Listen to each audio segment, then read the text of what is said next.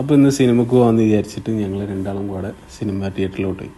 അങ്ങനെ കൗണ്ടറിൽ പോയിട്ട് ടിക്കറ്റൊക്കെ എടുത്ത് നിൽക്കുമ്പോൾ എന്ത് ചെയ്യണമെന്ന് അറിയാൻ നിൽക്കുമ്പോൾ ഫ്രണ്ടിൽ അതാ ഉപ്പിലിട്ട ഐറ്റംസൊക്കെ ഇരിക്കുന്നു.